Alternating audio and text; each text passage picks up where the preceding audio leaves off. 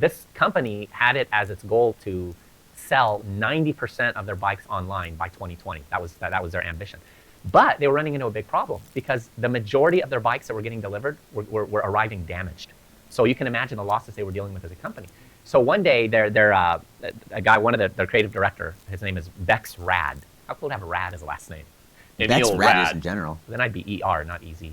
But Rad, his name. Anyway, he was saying all of a sudden their owner came up with a flash of genius, and he thought, you know what? What is one thing that gets delivered and is almost never damaged? Big screen television. And their bikes, the boxes for their bikes were about the size of big screen television. So what did they do? They started putting a picture of a big screen television on their bike boxes. Oh, wow. And then it had a picture of a bike on the screen, and their rate dropped. Their rate of damage dropped by 70 to 80%. And so what's the takeaway from that? That if we value the imprint on a person, then we're going to value what's inside, and we're going to treat them accordingly.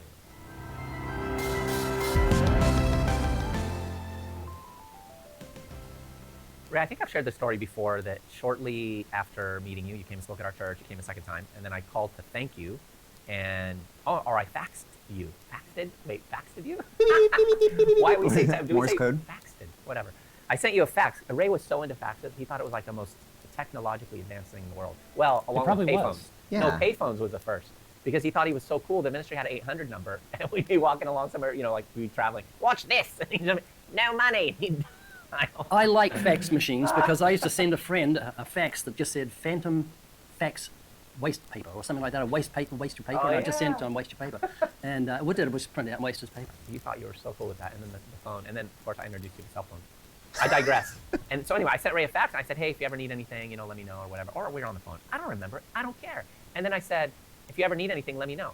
Yeah, right, we're moving this weekend. Come and help us. That's what you get. Hardly knew the guy. He must have helped move. Well, I was excited because I got to see Rachel. Anyway, I walk into the house. First thing I see is a perfect duplicate of Ray Comfort, like 25, 30 years younger, and it was Daniel. I go, man, he looks just like you. First words out of Ray's mouth. Don't tell him that. You make him proud. How many more times have I heard that? Yeah. So today we're talking about the image of God. Yeah, how we're like our Father. We're made in our Father's image, in a sense.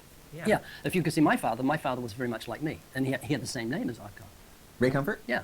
What was Ray? I forgot about that. I mean, he was named after me when I was born. It was just such a big experience. That's amazing, yeah. What was your grandfather's name? I don't know. Solomon? Yeah, it was Solomon. Yeah, I got a Jewish ancestry. It goes right back to Adam. Why is it always Adam and Eve and not Eve and Adam? Yeah, Karen. Ladies first. That's so chauvinistic. Is there such thing as female chauvinism? Chauvinistic. I'm starting something. No, but remember we were in New Zealand, and we went to one of your uncle's houses, and he opened the door, and he looked just like you. The sheep herder? The Bedouin? Which uncle looked like me? Remember, we went to one of your uncle's houses. He opened the door. He was now, this is one of your silly I'm dreams. probably making it. Yeah, it's just one of your Totally. silly dreams. It must have been a hallucination. Yeah. But the image of God, Imago Dei. And by the way, why is it with this in particular we always try to use the Latin? I love the way it sounds, though. I know, but is it to make us sound? Imago Dei. I mean, why don't we say that about sin? I mean, I use Latin to talk about my dinner. That's spaghetti and meatball. But guys, this is huge. And I think one of the things a lot of people don't realize is the ramifications associated with the doctrine of man being made in the image of God. It's so far-reaching and impacts so many things. Mark, one of the things I hear you connect with the image of God, Imago Dei, the most, is abortion. Yes. Yeah. In fact, you're working on a movie now, and that's really the premise. Yeah, what is it? No, that's the title of it. What is it? What is what? It's like you don't know what movie you're making. The movie is called What Is It? Who's on first? Yes. What's what? So that's very exciting. Yeah, you figure that we have, how many people are on the earth? 15, It's really hard it's to like count. They keep moving around 8 when I billion count. people or so? So we have 7 billion people, 7 billion image bearers. Now, we talk about 150,000 image bearers die every day, but that doesn't include abortions, babies in the womb. Last year alone, 47 million babies died worldwide. 47 million. In the United States, we say 62 million have died since Roe v. Wade, January 22nd, 1973. These are big numbers. I mean, you consider that the soul of man is the signature of God. What we are, who we are, we reflect the character and the moral aspect of God. Somebody once said this. I think being created in the image of God means that we image God. We reflect God, right? We live in a way, we think in a way, we feel in a way, we speak in a way that calls attention to the brightness of the glory of God. When man fell back in the garden, the image of God was not destroyed, it was defaced. And so it was marred, right? And there's nothing marvelous about that, yet we celebrate that today, giving women a right to choose. You and I, we were just in Atlanta. Oscar wasn't able to make it, but we went to a feminist rally, and we see, you weren't, I was pointing to you. When I was going like this. Yeah, I saw his thumb. My thumb was heading towards you. We see this women's march. These people are marching for that freedom to kill fellow image bearers. That's tragic. In the text that we use in Genesis 1, God created man in his own image. In the image of God, he created him. Male and female, he created them. Isn't it crazy, Mark, to think that you and I went into the midst of a bunch of people who want to kill image bearers while they themselves are image bearers of God? And that was a crazy scene. Seriously. And the shirts that some of those ladies were wearing, what was it? Hell hath no fury, like a woman scorned, and angry women are going to change the world. And I remember one lady was up speaking, because we go into it was like going into enemy's camp. We're like, and everyone's looking at us because we definitely stuck out like sore thumbs. And one lady got up, and I remember she was talking about needing volunteers, and she goes, and by the way, one of the prerequisites is you have to have a filthy mouth and you have to drink a lot, and everyone's like, woo-hoo, yay, and I thought, yeah, there you have it, the marring of the image of God. Wickedness is being celebrated. No, Ray, you can't talk. So that's what I was saying. What influence has evolution had on that abortion issue? Oh, go ahead. We both did in unison. Well, I don't want to steal the show, right? So here's the idea. We are created in the image of God. We reflect God. We grabbed a hold of the mirror of God, where the mirror reflects God. We turned it around. We put the mirror on ourselves, and the back side of the mirror, the black side of the mirror reflects God, and we try to diminish him. What evolution has done is evolution has come along and says, man has instrumental value. You are valuable to me as long as you have something to offer to me. George Floyd, when he died at the hands of those Minneapolis cops, he brought in a revolution through his death, whether we agree with it or not. He's brought in this revolution demonstrating that people are valuable if they are instrumentally valuable. And George Floyd was valuable because of the color of his skin, not the image for which he bore, which is the image of God. I dare to say the Christian comes along and says, no, George Floyd was valuable long before he died because he bears the image of God. He bears an image where he has dignity, value, and worth. If you're a plumber, you're valuable to me because I might have some plumbing needs. Or if you're an electrician, well, then you can come over to my house and deal with my electrical box. That is the way the world thinks. So therefore, abortion comes along and says, this baby has no value to me, so I can discard it away. But if it was created in the image of God, if it truly reflected the image of God, well, then we realize it's not about instrumental value, it's intrinsic value. So therefore, whether you're homosexual, heterosexual, black, white, or in between, you are valuable because of whose image you bear, which is God. Guys, I find the whole abortion issue breathtakingly horrific, and I really mean that. It's just such a heavy burden that weighs on those that love the Lord and value human lives. I just can't even bear to think of what's happening right across the world. Well, Ray, you were dealing with this way back then, even in New Zealand, and you would hold up a sign actually showing aborted babies. Yeah, I had a picture of a large picture of the Canadian abortion factory or hospital. The picture certainly was worth 1,000 words. Did it drive people as crazy back then as it does now? It made them mad. Yeah. Laura Clausen, she's worth following if you don't follow her social media. She's great. She has great theology. She's on the front line. She has a voice for the voiceless. And in the midst of one of her memes that she had posted that the social media big tech world has taken down was a picture of an aborted baby. And big tech took it down, and she said, I'm sorry, what's wrong? I thought this was healthcare. For me, I want to take a step back and lay a foundation for what does it mean to be an image bearer, imago Dei, the fancy Latin term. And by the way, Oscar, can I just read, just to give context to people listening, the verse that we get that from? And that's Genesis 1:26-27. Then God said, let us make man in our image according to our likeness. Let them have dominion over the flesh of the sea, over the birds of the air, and over the cattle, over all the earth, and over every creeping thing that moves on the earth. So God created man in his own image. In the image of God, he created him. Male and female, he created them. And image is repeated in biblical language. Yeah. That repetition is emphasis. Genesis, Colossians, James, it's all over the scriptures. And so a theological foundation for what it means to be an image bearer of God, because Mark and I have talked extensively about this, and he's using really valuable language. Traditionally, when you think about being an image bearer of God, you think, oh, I share certain characteristics. God is a creator, human beings are creators. God is the perfect lover being, we have the capacity to love. And while that's somewhat true, we do share characteristics. You alluded to the fact that your son looks somewhat like you, Ray. But it also means more than that, and this is where the language that Mark was using is really valuable. It means that we have the capacity, unlike the rest of God's creation, to, like what Mark said, reflect. And what that means is that first, as we look to God, we are reflecting His glory into the world. So imagine like a light bouncing off of the heavens and into the world. We're able to do that. But in addition to that, when we enjoy God's creation and we praise the Maker for His gifts that He's given us, we're also taking God's goodness that He's put into the world and we're reflecting it back towards Him in a glorious way. So we are made to be, like Mark said, like these mirrors reflecting the glory of God. That's a really important foundation for what does it mean to be a human being.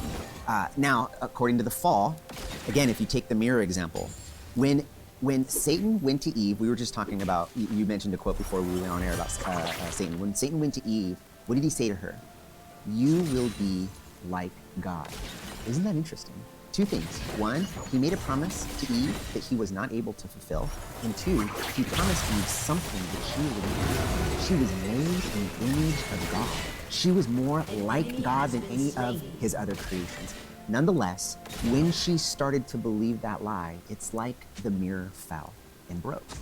And when a mirror is broken, what does it do? The shards of glass begin to reflect anything that walks on by it. And that's exactly the state of man post-fall, is that we are still made as image bearers of God, but we have fallen, and what that means is that we will worship and glorify and reflect any which thing that comes by us in the world, through each other, whatever the case. And what we need is the grace of God to renew us, which is exactly what Colossians 3 says. He talks about this renewal, like putting this mirror back together, when he says, and we've put on the new self, which is being renewed in what? In knowledge after the image of its creator. There it is again, the mirror is being brought together. And so, kind of just to close that out, what are the implications? Because we're talking about abortion. What it means is that murder is wrong. Why is murder wrong? Why is it fine to slaughter a pig but not kill a human being? Because we were made in the image of God. You are robbing God of even though we image him in a distorted manner, still our value and worth come from the fact that we are created to be image bearers of God. It also means that we ought to honor one of each other, respect one another. And this is also the foundation of equality, of justice, of why slavery is wrong, why child labor laws are wrong, and why abortion is wrong.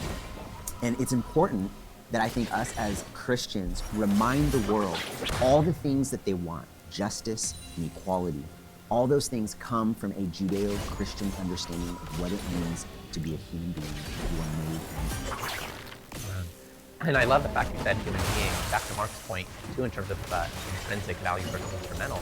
I love the saying that says we're not humans doing. And you talked about murder and abortion and so forth. Think of this, when God talks about murder in Genesis 9:6, it says, whoever sheds man's blood, by man's blood shall be shed. Because in the image of God he made man. And that's often overlooked and forgotten. This is why it's heinous. This is why it's so heinous that it deserves capital punishment. It deserves shedding the blood of man because man unjustly shed the blood of others because they just murdered an image bearer. They've taken something that doesn't belong to them. Easy, you mentioned that we're not human doings, but human beings. Can you amplify that? Don't say it loud, but just tell us exactly what you mean by that. Yeah, what I mean by that is what Mark highlighted. You know, typically we find value in what we're able to accomplish and do. Oh, that guy's a great artist. Look at what he does when he paints. That guy is a great basketball player. Look at what he does when he, slams the ball or hits buzzer beaters. You're talking about me, aren't you? Oh, absolutely. And little, what's that, Little League? Slam ball. Baseball.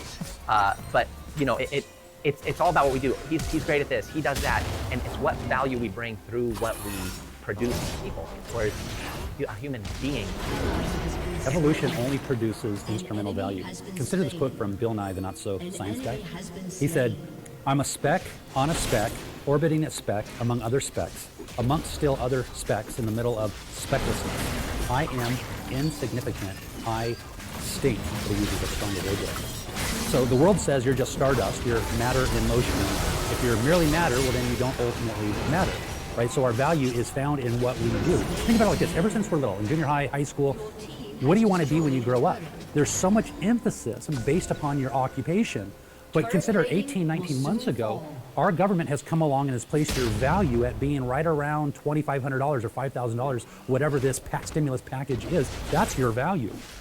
Yeah, and it's valuable to look at the alternatives, right, to image bearer, because you've got, we talked about this before, I think, in a previous podcast, you've got bloodlines, which is a medieval way of looking at the world and saying the reason why you are rich, why you are royalty, or why you are poor peasant is because it's in your blood, and that's your worth and value. The alternative to that would be like karma, which is anything that you experience in the world, you deserve from a previous life. The third would be evolution, which we're already talking about, which basically means it's survival of the fittest. And this really is the way the world treats mankind. It's survival of the fittest. It's dog eat dog because the ones who are strongest will survive and will be better. That's the reason why they say it's okay, atrociously, that you basically take the life of a baby in the womb because they have nothing to give society yet. Or you look at, remember if it's Greenland or Iceland, but one of them proudly claims that they've basically eradicated children with Down syndrome. Because it's illegal to go full term if you have. Exactly, through abortion. Yeah. So in other words, they're proud of it. They're like, look, we have no more Down syndrome in our country. Yes, because you've murdered them all. So what they're basically saying is anybody with Down syndrome is not worthy of life because they don't contribute to the society in the way someone else does. And that's what was behind eugenics, Margaret Sanger. You know, and so many other things. It's either they're not as evolved, they're not as valuable. We do them all. Let me comment on that really quick. And that when we say that a baby in the womb who has Down syndrome or any other malnormity is not deserving and worthy to live, what you're really saying is when you see somebody in a wheelchair, they deserve to die. When they are worth less, I don't even want to look at them. They deserve to be put to death. And so then what is the difference? What is the difference between killing somebody in a wheelchair or killing somebody in the womb? We say, well, they're not in the world yet. They are in the world, they're just in a different location. So we need to get that out of our minds. Yeah, and you know, that's why you have those guys in Australia writing about post-birth abortion. And it makes sense. It's cleaner, it's safer, right? No, mom can't get hurt. You just, you know. Ray, I'd love you to touch on this. What does it mean to be made in the image of God? Obviously, we know it connects with having certain attributes God has, but could you break some of that down for us? Yeah, 1 John says we'll be like him, for we'll see him as he is. So we're in a fallen state, and we don't really reflect what God is in that fallen state. I was thinking the church is like the moon. The moon has it just reflects the sun. We reflect the character and nature of God into this dark world. But the moon has other attributes which are unseen, they're invisible. Like the moon governs the tides. How could that be? It's kind of strange, but the tides are governed by the moon. You know what I thought about that? I thought, how do you figure that out? Like, who just recognized, wow, that's what controls that, you know? Yeah. And It was me. as, we as the church, under God's power, have the ability to govern the tides of revival. We can pray in revival. We can influence this world. And I'm thinking the whole issue of abortion drives me crazy because we're not winning. We're losing. We're not going forward. We're going backwards. When you go back to the 1980s with the moral majority, where we thought that there was going to be such an influence of Christianity within the political world in America, it was going to outlaw abortion, everything abominable. It didn't work. And it just keeps going back, almost there, and then it doesn't work. And we're babies. And the only answer is the gospel to change the heart. And that's what I want this program to always be gospel-centered, always come back to the gospel. Because there's so many issues that can just take our breath away, and they're important issues, but we've got to think of the answer, not the problem. And the fact that we don't just preach the gospel, we live from the gospel. Right. The gospel touches every aspect of the Christian life. Milton Vincent wrote a book called The Gospel Primer, which is really kind of based on Jerry Bridges' book, The Discipline of Grace. And he talks about how we should preach the gospel to ourselves every day. Paul in Romans talks about how he could wait to get to the Romans there, or the believers in Rome, so that he could preach the gospel to them. And they're believers, but it's to speak about the benefits of the gospel too to us as Christians, so that we can be geared to preach the gospel from what we live. You make a really good point. I want to remind, as an encouragement and a challenge for us Christians, because we've talked about image bearers in the sense of abortion, murder, all that stuff is really easy for us to understand. But the challenge to us as well is that everybody is made in God's image and is deserving of dignity and respect. In James, you've got these Gentiles, Christians, and then you've got Roman imperialism happening, and the Christians in the early church were furious. They were mad at Gentile Christians, they were mad at Roman imperialism, and here's what he says to them. He says, with the same mouth, you bless the Lord and Father, and then you curse those who are made in the likeness of God. And it's important for us to remember that even those who are against us, who don't agree with us politically, who don't agree with us in our faith, those people who just get under your skin in life, we should not sit in the seat of mockers. We shall not join mockers in the way we treat one another, because we are to treat one another with dignity and respect, because we are all made in the image of God. And I think that's important as we go out into the world. I think that scripture let us do good to all men, especially the household of faith. the good that we do in the world reaches more than 1,000 servants sometimes. Yeah, and I love the saying that says, when you're having a hard time loving someone, love the image of God. Because it is difficult sometimes to love and care for people. People that are even harsh and rude and nasty and profane and wicked. Could we have loved Saul and Tarsus? Well, I mean, that's the idea of Corrie ten Boom after the trial of Nuremberg, when she was walking along and seeing the very guard that had raped and murdered her sister. She said to herself, quoted in the scriptures, God, you have shed abroad your love in my heart that I might love the unlovable. And so it was said and reported that she was able to lead the guard to the Lord that led her sister to the gas chamber. Oh, man. And I don't know if it was the same guard, but there was some guard that when she was speaking to her, came up to her and he put out his hand and he said, sister, will you forgive me? And she looked at him and she saw him as one of the worst. She remembered he was one of the worst guards that absolutely made their lives miserable. And she said, woodenly, mechanically, she thrust her hand into his, and then she felt a sensation run up her arm, up her shoulder, into her heart. And she said, she looked at him and she said, brother, I forgive you. And then she said these words, to forgive is to set a prisoner free, and discover the prisoner was you. Oh, man. I just, real quick, I want to highlight, because I know there's some asking, well, but what does it mean specifically to be made in the image of God? Like, what are the practical ramifications of that? And gotquestions.org, which is an awesome resource, they hit on three main things. That we're made in the image of God mentally, morally, and socially. So as God, is relational and volitional, we're volitional in the mental sense. And so we can reason, we can choose, we can think, we can create, mentally. Morally, we're created in righteousness and in perfect innocence. We're reflecting God's holiness in that way. As Oscar said, even though we're like that broken mirror, there's still reflections of that, and we have God's law written in our heart. We know what's right and wrong. Then socially, we were created for fellowship. It reflects God's triune nature. There was always communion within God, and so we reflect that and love and care for others and desire to have community. So those are all key and essential, and it's important to remember, right? Like God's relational, we're relational. Like God loves, we love. Like God can hate, we can hate. All of those things, compassion, mercy, grace, fellowship, friendship, all those things are a reflection of being made in the image. I was just researching this. I typed in image of God, whatever, and I found a site, biologos.org. Have you heard of that? Well, listen to I found this quote. This guy says, understanding image of God as a soul also helps some people reconcile evolution and Christianity. Somewhere along the evolutionary line, God gave immortal soul, thus becoming the first true human beings. In other words, despite the lengthy evolutionary process, humans were created only at this point. So we were primates right up until God created Adam and Eve. These two souled hominids were Adam and Eve. Some say this could have happened 10,000 years ago, which would line up things nicely with the Genesis. So why can't we accept evolution and Genesis?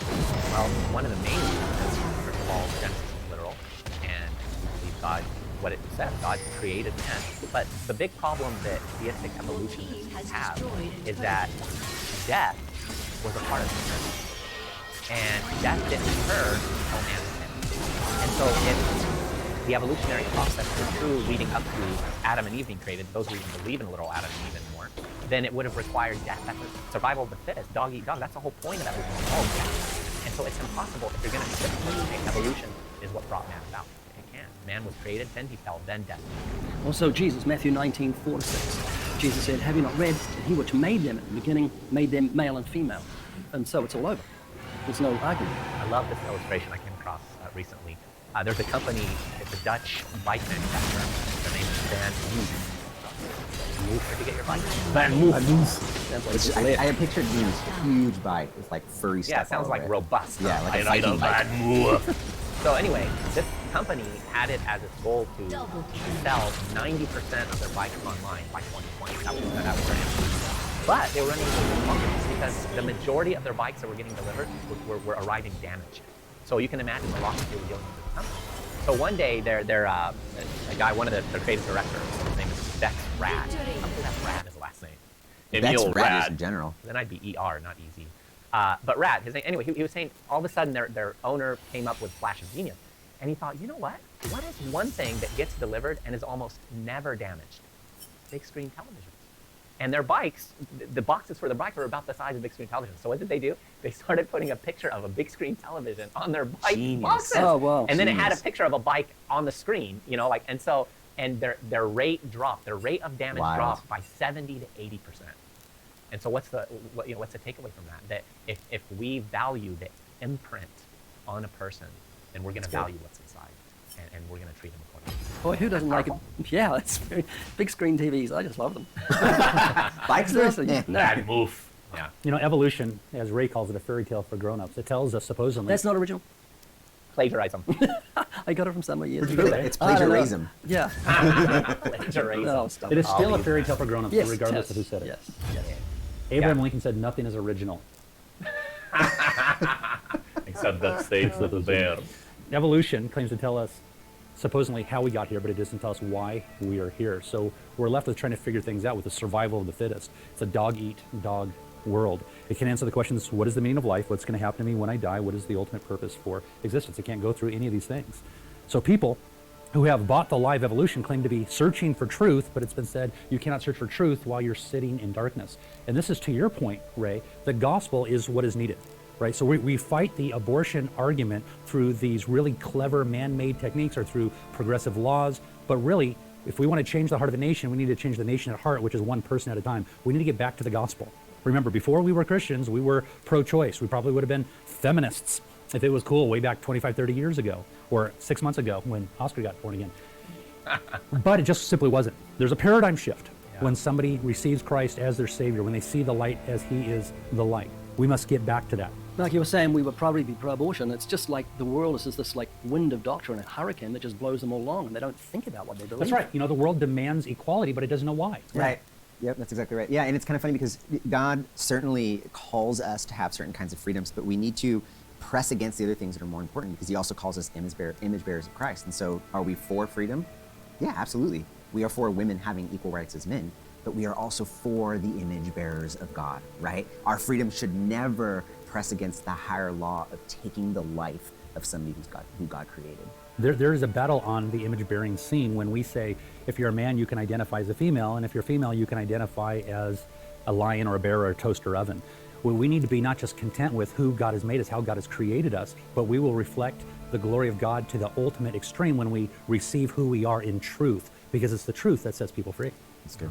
I was reading about a Christian personality who went to buy a t-shirt. He just went to a department store and he wanted just a simple plain t-shirt. So he takes it off the rack, he looks at it, and the price tag said $640. He's like, he laughed, you know, he's thinking, obviously it's a mistake. So he goes out, he's like, yeah, this is mislabeled. And they're like, oh no, that's the price.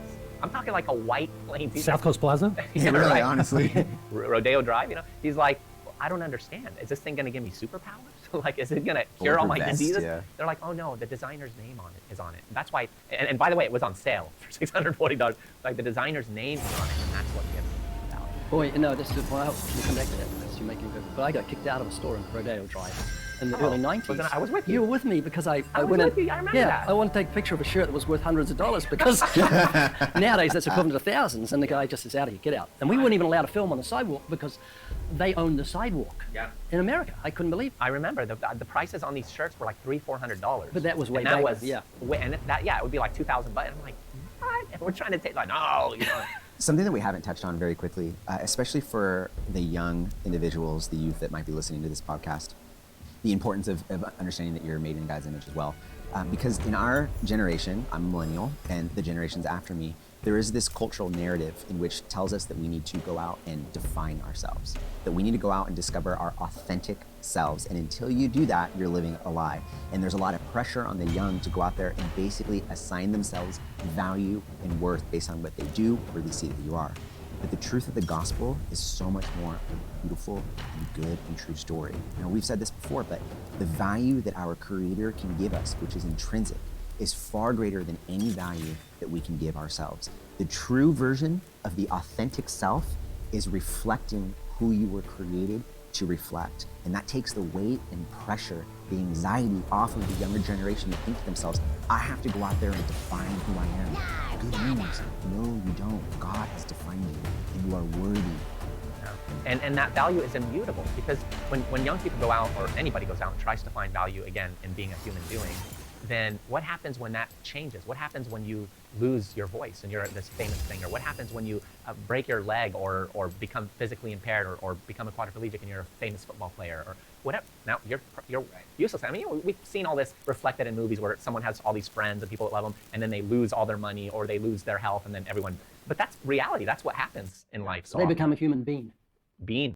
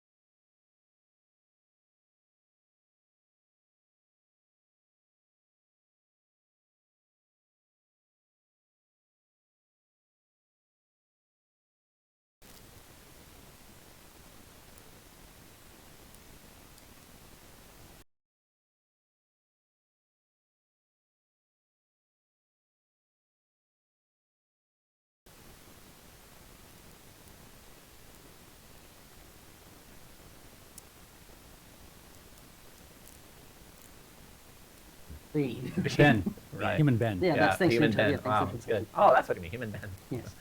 Yeah, so that's important. And I love that illustration. You guys have heard it with like a $100 bill.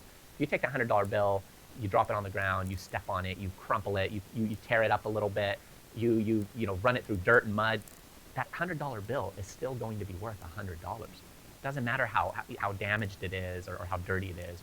And so it is, we bear the image of God. And my heart breaks when I think of these young people that are so focused on self-esteem and then trying to muster up this value that they already have. It's intrinsic, it's immutable, and it's the most valuable thing in the world, to be made in the image of God Almighty. And was exemplified in the cross. Yeah, it's like God we're commended his love toward us, and that while we had sinned, Christ died for us. That's where we can see our love to God. Amen. He paid the highest price in the history of the universe to redeem us, and to redeem that image that he made, which is where the value is found, not in us. We're sinful, wicked human beings, but that image deposited in us. That's huge. I started out by talking about the lie that we believe, and we still believe that same lie today. That I can go out and be like God by defining myself, rather than being what I was created to be, which is an image. Yeah, and made in the image of God carries with it the responsibility of submission to God, because in that lie by Satan, it was basically you can usurp the place of God, and you can determine what is good and evil, right? Versus being submitted to God, you can now call the shots on how to live and to do whatever you want to do. I'm just impressed that you use the word usurp. Jimmy Needham, in his spoken word, he said, in less than 50 words, Satan convinced perfectly satisfied people that they were starving to death. Isn't that crazy?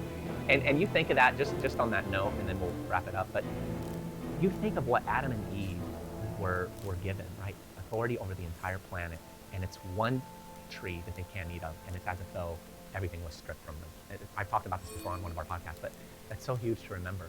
Christ is our satisfaction in all things, as God conforms us into His image, and repairs His image that we've marred.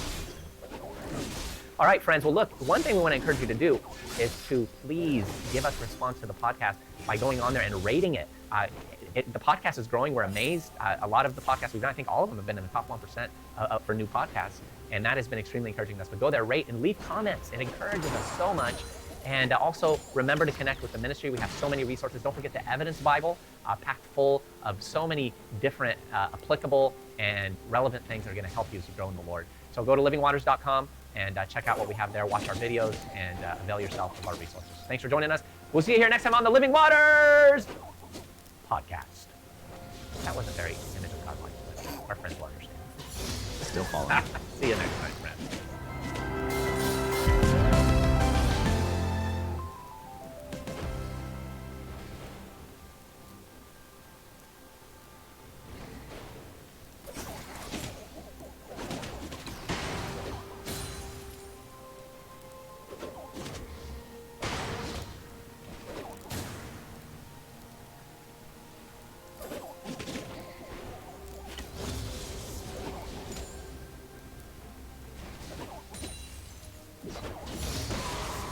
First blood.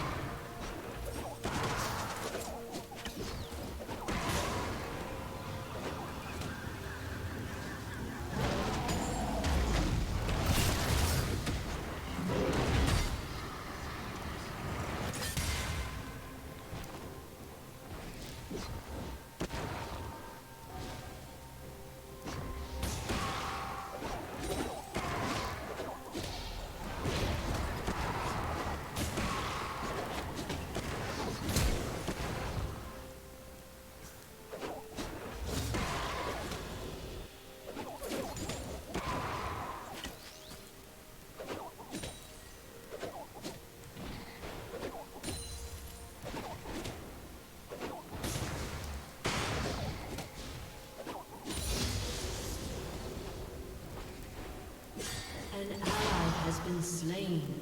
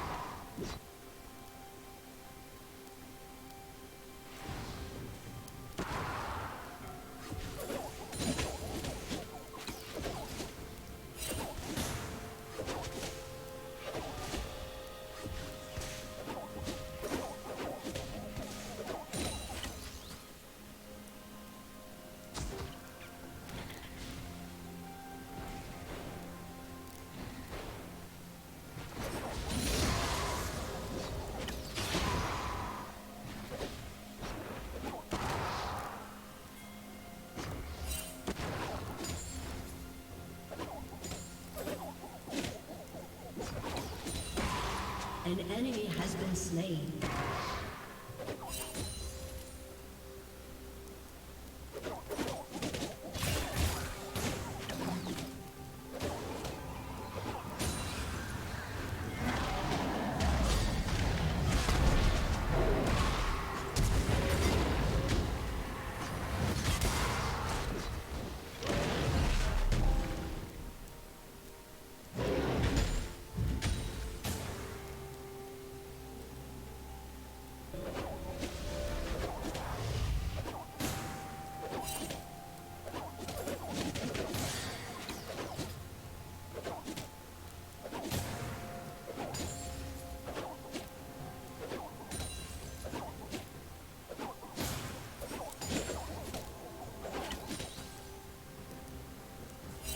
An ally has been slain.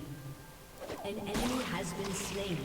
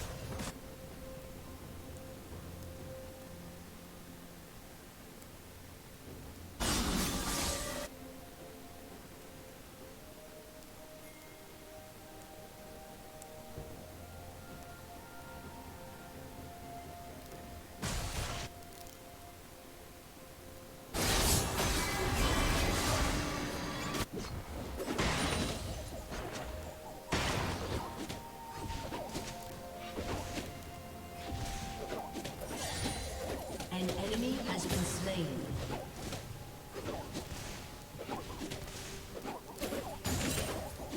Double kill. An enemy has been slain.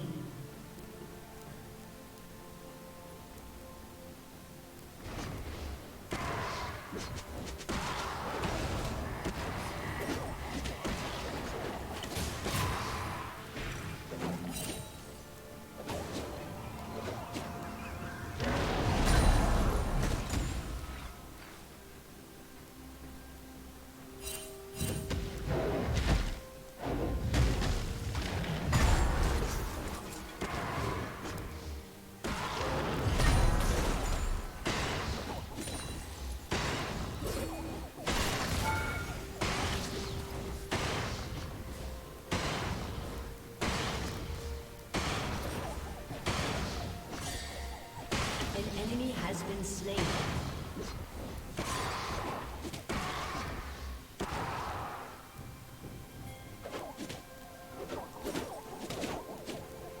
An ally has been slain.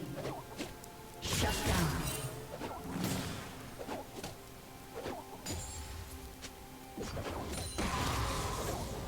An ally has been slain.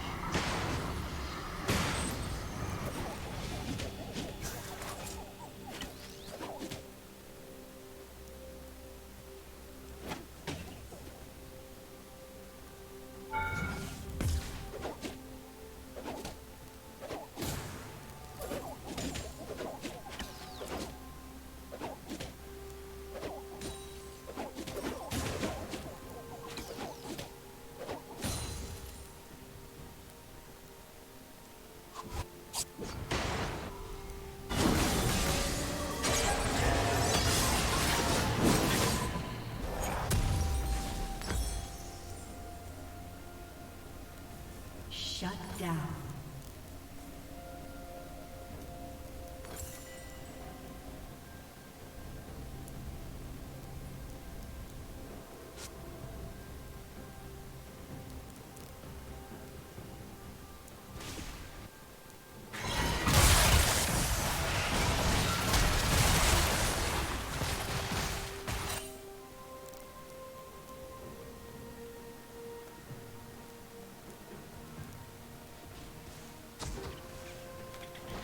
An ally has been slain.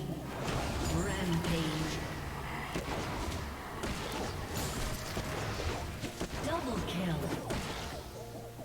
Shut down.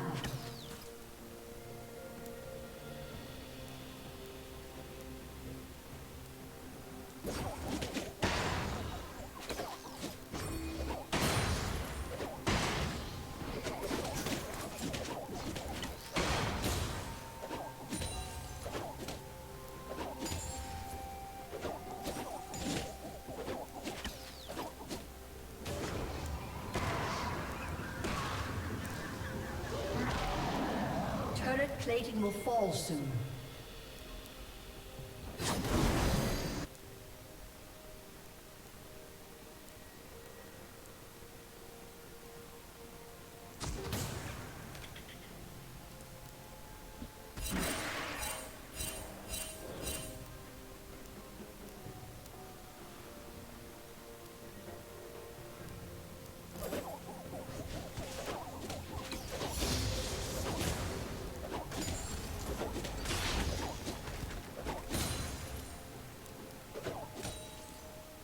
An ally has been slain. An enemy has been slain. Shut down.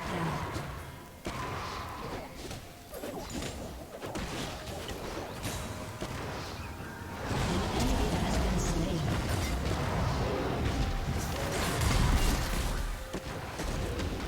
You have slain an enemy.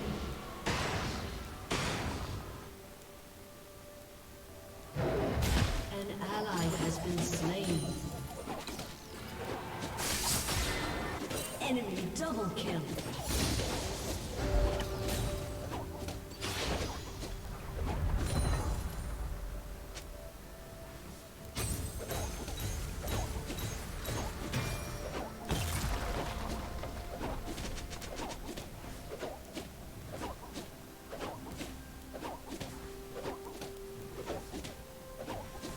Your turret has been destroyed.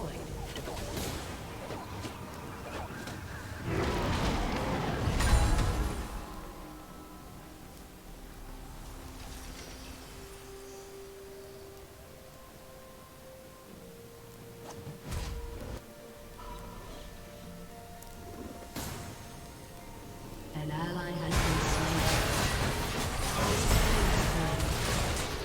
An enemy has been slain.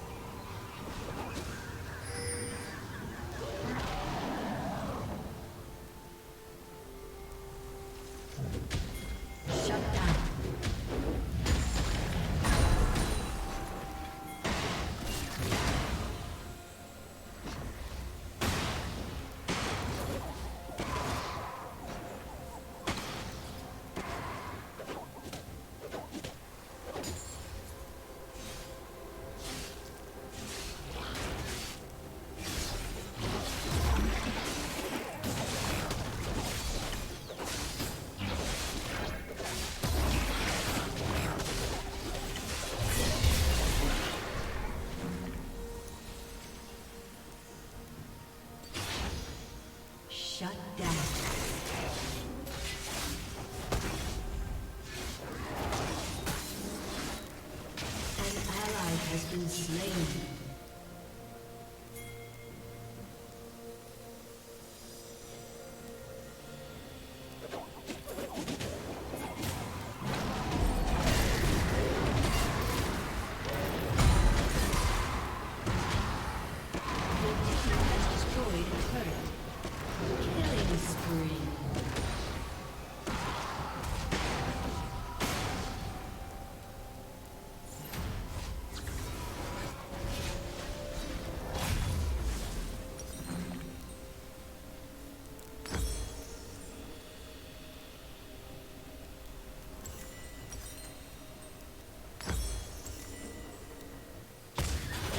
Rampage.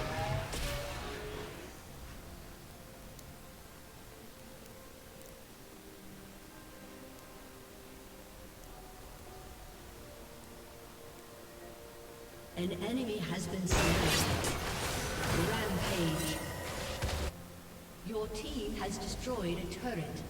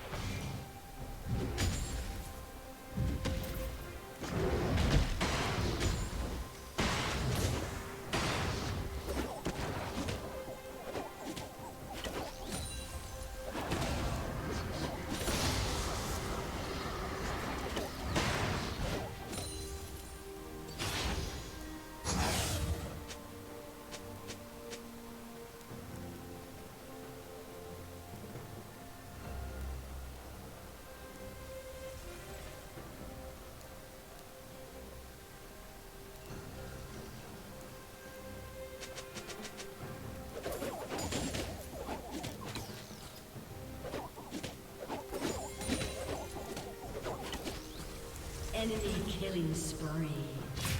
Enemy double kill. Enemy triple kill. An enemy has been slain.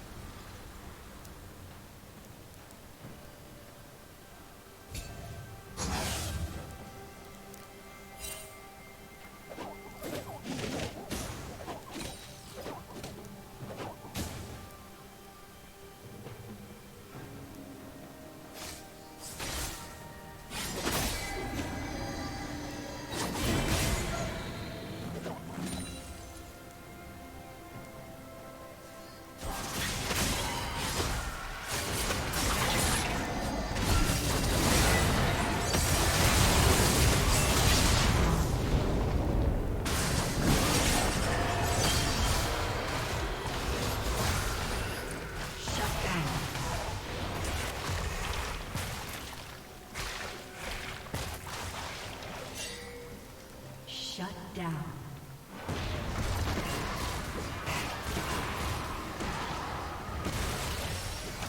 Enemy double kill. Rampage. Double kill.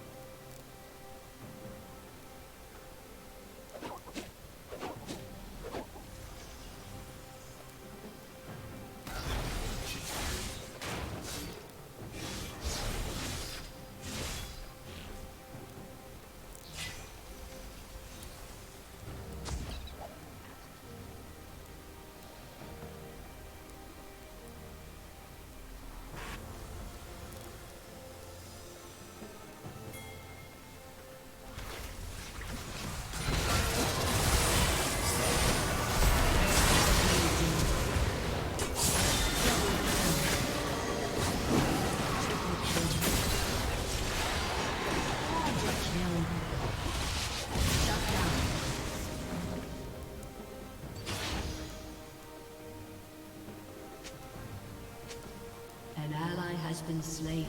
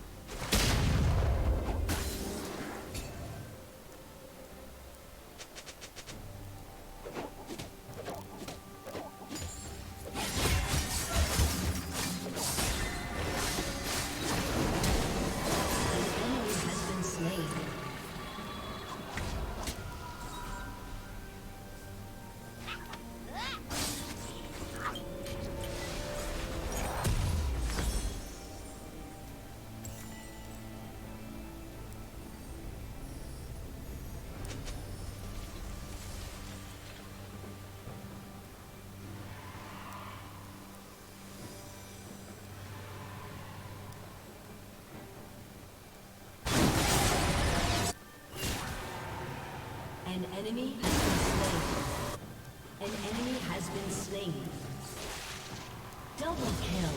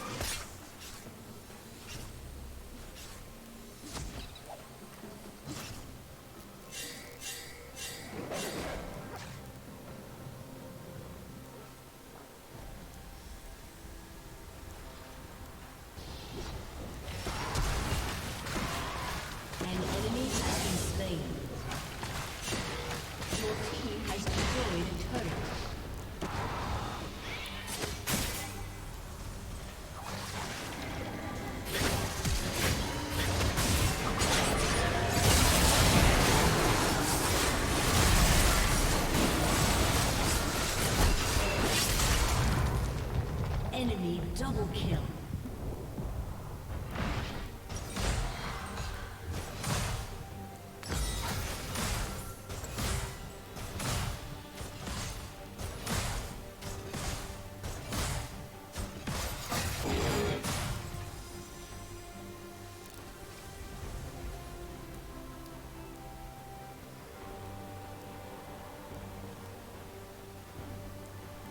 Your team has destroyed a turret.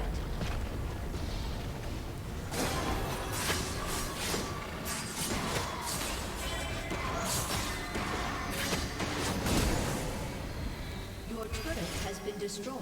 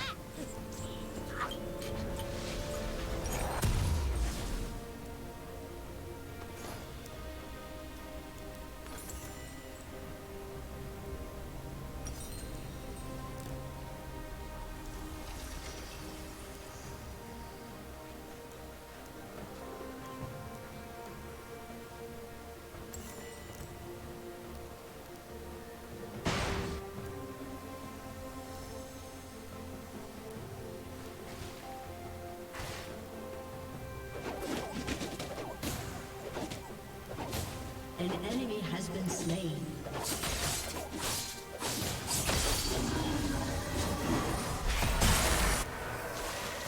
An ally has been slain.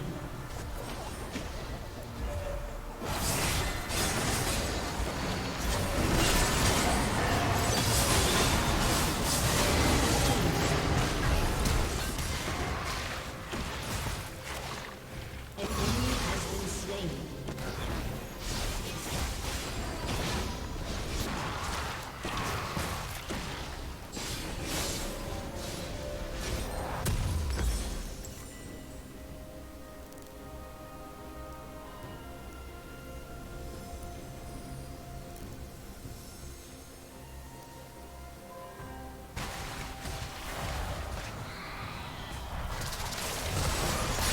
An ally has been slain.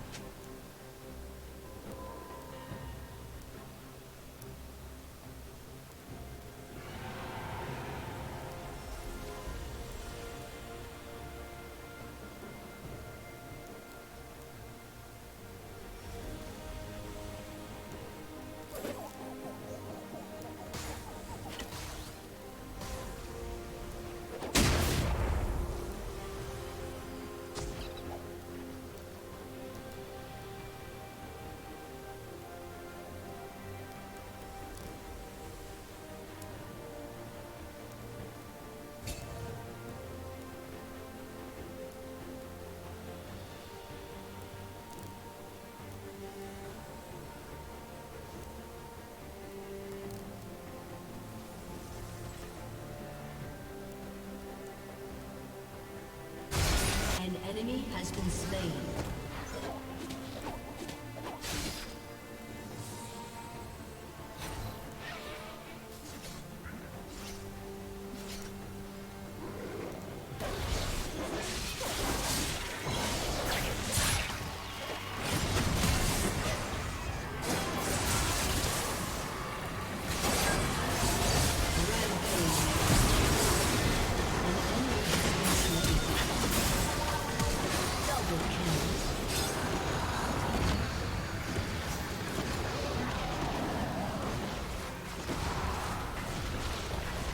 Your team has destroyed a turret.